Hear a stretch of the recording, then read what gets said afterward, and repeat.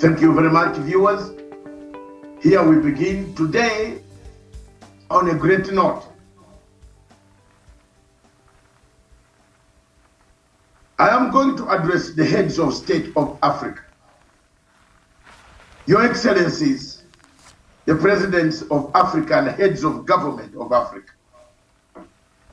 On 13th to 15th of December, you have been called or summoned or invited by His Excellency, the President of the United States, Joe Biden, to the White House in Washington, D.C. Your Excellencies, as you troop into Washington, D.C., 49 of you, excluding countries like Mali, Guinea-Conakry, and Burkina Faso, that have been left out of the 54 countries to go to the United States of America. As you troop in the White House and sit and honor the invite, what role then are you taking? What capacity are you going there? You are going there as a representative of the African continent, the continent that has been talked about in all spheres, in the UN, in the Commonwealth, in AU, in all countries, Africa is talked about. The 49 heads of state that will sit in the White House, with plus so many other businessmen and businesswomen, NGOs that have been called by Joe Biden, is to go and find out how best America can make for African people. But the key point that I want to make today as I release this letter to you, my heads of state, fellow Africans, is the question of sanctions against one of you, called the people of Zimbabwe. Today, as we speak, the people of Zimbabwe are under the sanctions of United States of America that has imposed and changed and increased, subtracted sanctions at will of who should be added, who should not be added, which has made the suffering of the people of Zimbabwe as we speak today. I've made this step for you, heads of state, Mr. President, Mr. Heads of state, heads of government.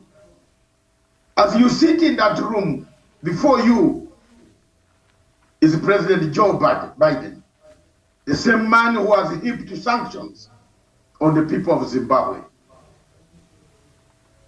I am lobbying you and putting forward a lobbying hand, putting forward this document, which I will surrender to the public, that these are the questions that you should ask in unity as a united Africa.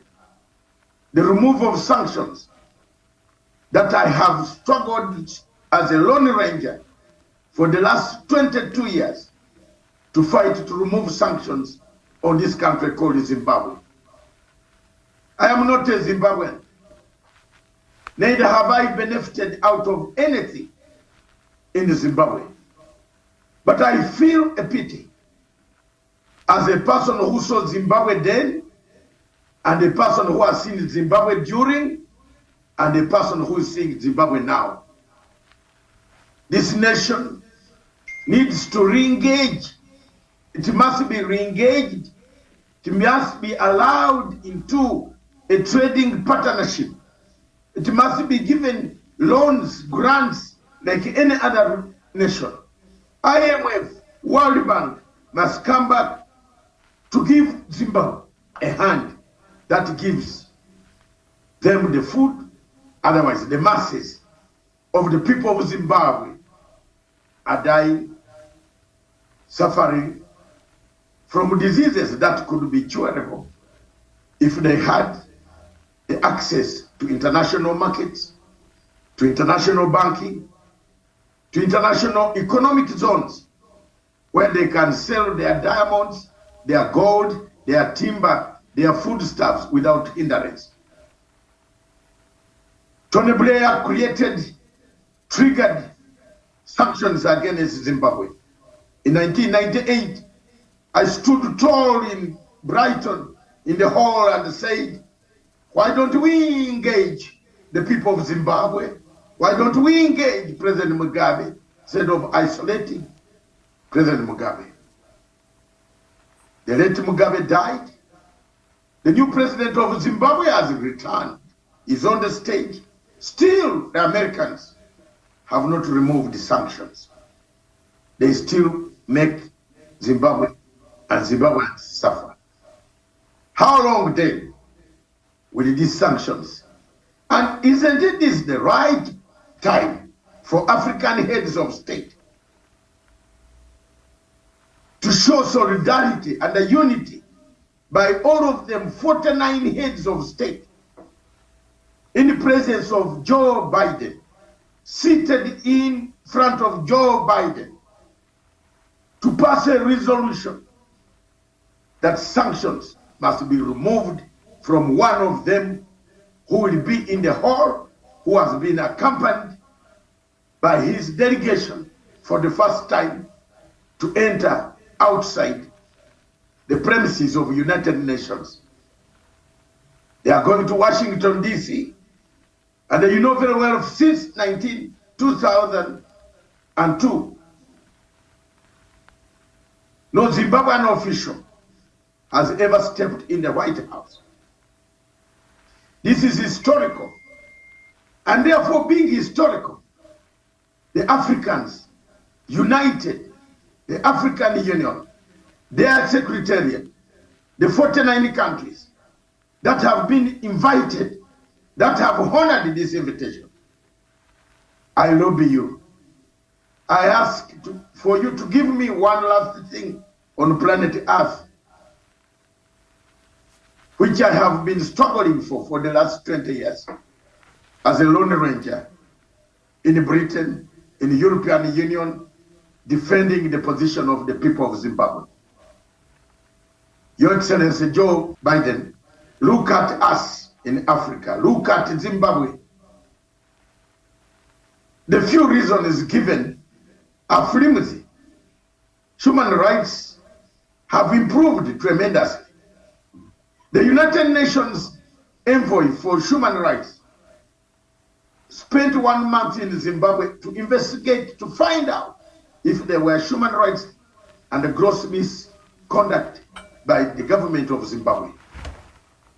They found nothing.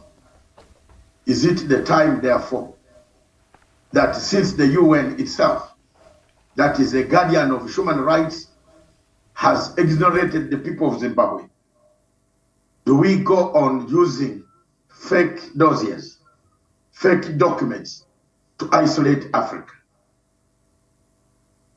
I would like to remind President Biden that Libya was bombed on doctored documents, doctored intelligence.